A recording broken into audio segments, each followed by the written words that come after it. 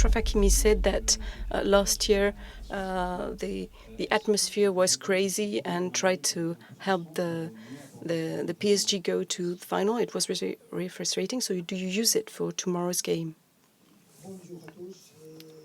Hello, everyone. No, I don't use anything in particular. It's about living through a very special moment that will be tomorrow's game, just like we did up to then.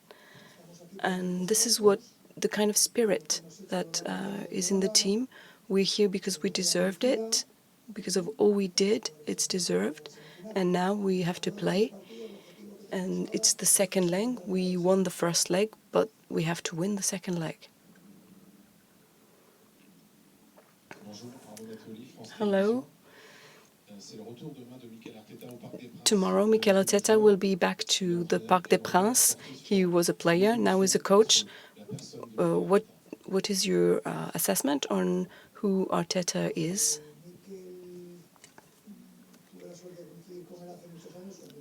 I was lucky enough to know Mikel when I was a player. He was a very, very young player. We were together in Barcelona, and I keep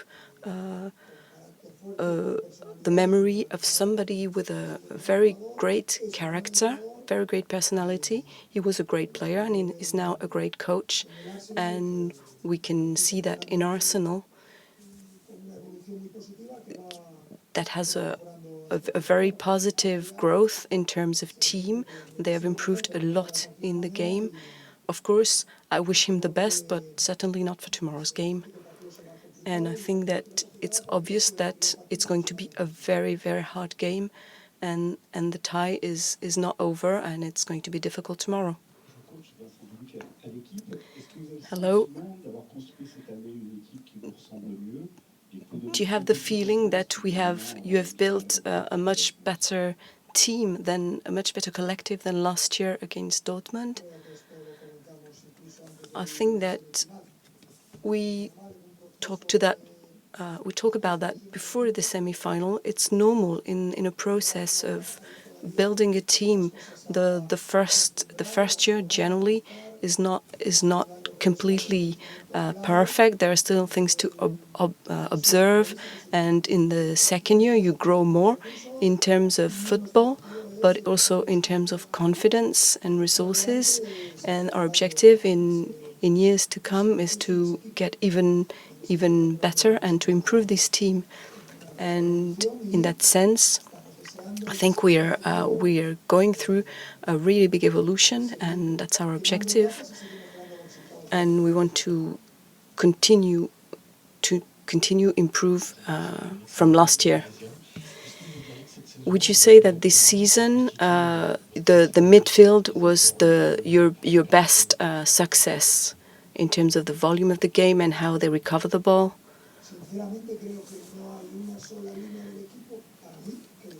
I don't think there's just one line in the team that is superior to the others, and that's good with this. That's what's good with this team. Independently of whoever is missing, the whole team is really up to compete whatever the game.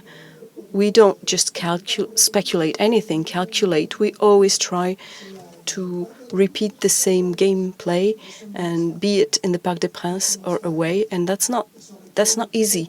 It's not easy to do.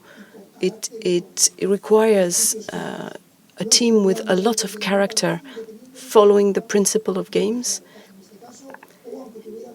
And even if we have a little advantage, or against Brest, for instance, where we led 3-0, but we don't really calculate anything. Yes, it's a semi-final against Arsenal, who is one goal down. Of course, it's complicated, but we'll try to repeat what we've done from the very first day. We will repeat all the aspects of the game: aggressiveness, control. These are aspects of the game that we try to repeat over and over again, and with with these players that I have that are really good, I'm really good. I'm really happy with what I see. How is Ousmane Dembélé? He has trained for 2 days now. How did you find him? And can he be in the starting 11 tomorrow? Yes, he's been training for 2 days with us. You have seen that in the training that was open to the public, and he's available for tomorrow. We can see an evolution of like the general audience feeling for Paris. It's the club of the capital, so maybe the rest of France is not really liking this team, and we can see that evolving. And maybe it's linked to what you do, a bit more collective, a bit less stars, and maybe also your personality, the fact that you're very open with supporters, that you're coming cycling here. It's an image that is a bit less bling bling, a bit more humble. So, is it something that you feel? Is it nice for you? Is it a satisfaction for you?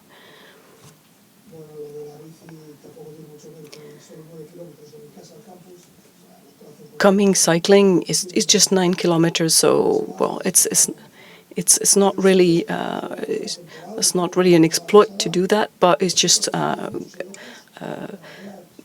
that last year we had a lot of good comments on how they behave in the competition, and it's always been one of my objective is offer my supporters something attractive, distracting, entertaining, because football is a entertainment. They want to enjoy when they go to the cinema, to the theater, and it's the same in a stadium.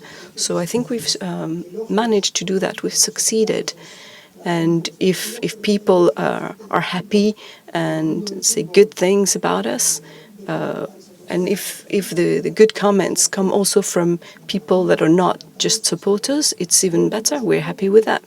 It's something that is very positive because it's a sport, and in the sport, the most important is the values of the sport. We talk a lot about Ousmane Dembélé as somebody with a lot of instinct, but we talk a bit less about his science of the game. Is it something we underestimate, or do you speak a lot with this? Do you speak a lot with him about this tactical aspect of the game?